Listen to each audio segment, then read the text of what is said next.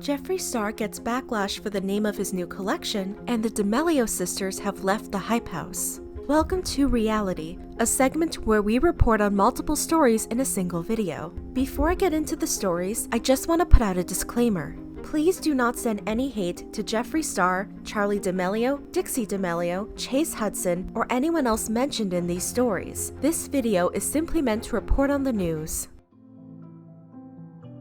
Jeffree Star has released a new collection, and some people are not happy with the theme. On May 15th, Jeffree posted a tweet announcing his new collection. Introducing the Cremated eyeshadow palette and collection, this one-of-a-kind spooky 24-pan gothic dream will wake up the makeup world. The full reveal video will be on my channel tomorrow morning. Get ready to be deceased. The next day, Jeffree posted a video with the Cremated collection reveal. In the video, he said the collection was supposed to be released in April, but was delayed because of the pandemic. He said the name for the collection was inspired by his catchphrase, "I'm deceased." The centerpiece of the collection is a 24-shade gothic neutral eyeshadow palette with shade names like Pallbearer, The Morgue, Hearse, and R.I.P. Many people were upset because they believe the cremation name and the timing of the collection were insensitive. So you're gonna tell me Jeffree Star is releasing a palette called Cremated during a global pandemic where thousands are dying? Please, who are his PR team? Jeffree Star releasing a palette called Cremated during a pandemic is peak capitalist. Okay, hear me out. I know Jeffree Star had this palette name trademarked in September, but to drop a line called Cremated during a pandemic while thousands are dying and given no option but to be cremated, it's kind of f***ed up. Okay, also, why would you put something out when people are struggling for money and can't afford food? Yikes. However, some people defended Jeffree. I mean, it's not that deep. I don't think the palette names have anything to do with the pandemic, and he's not forcing people to buy his palette. Y'all act like it doesn't take months to come up with a makeup launch. It's not something that can be created or changed last minute. No way Twitter is canceling Jeffree Star for naming his palette Cremated and saying it's disrespectful because of the virus. Tell me y'all are joking. In Nikki Tutorial's review of the palette, she gave it a positive review, although she did say it brought up some tough memories. First of all, when I see this palette, oh my god. I love the color story, I love the marble, I love some of these shades in here.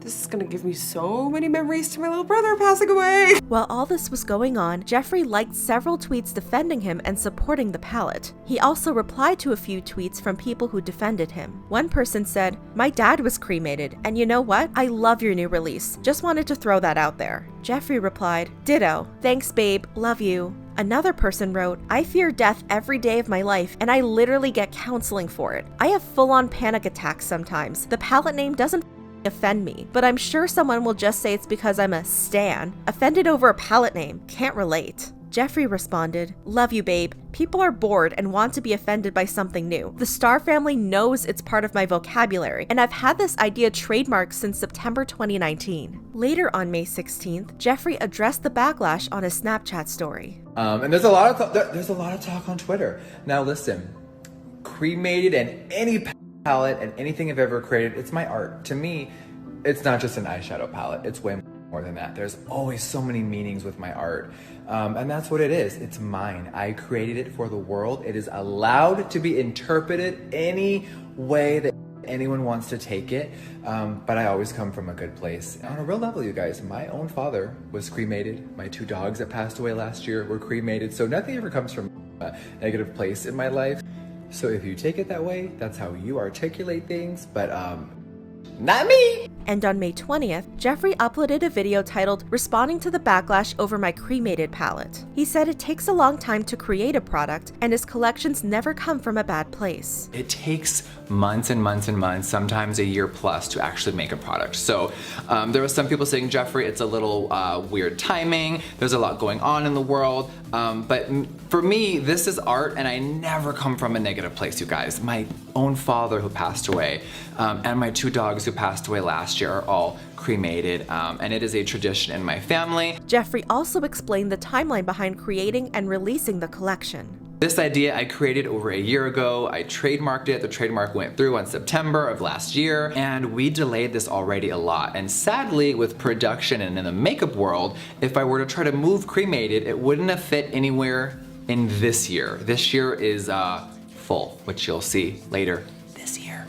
I couldn't put Cremated anywhere else. I would have had to move it until like later in the fall of 2021. And I never want to give my customers a bad experience. I never want to sell expired makeup. So as a business owner, I'm like, we got to get this out. So I made the executive decision to delay the collection over a month and a half. And before my real crazy summer collection comes out, I wanted this to be here. He said he doesn't want to invalidate anyone's feelings or opinions. I'm never discrediting anyone's feelings. Everyone is allowed to feel how they want and interpret things how they do. So just know that I only come from a good place. Several people supported Jeffree after he posted the video. If people have backlash, that's their issue. You have the ability to leave and go elsewhere. Also, they clearly didn't watch Shane Dawson docuseries. It takes a long time to create. I know I'm excited for the Cremated palette. Take all my money. So if it's disrespectful to some people to make an eyeshadow palette about death and is canceling it, are they going to cancel songs, makeup looks, games, etc. that are about death? I need to know. It's funny, when you dropped this, I was triggered because my family has cremated 3 people due to the virus. But I also know you had no idea this virus was coming. You've been mentioning this palette for over a year. So people are mad, understandably, but learning how to move on helps too.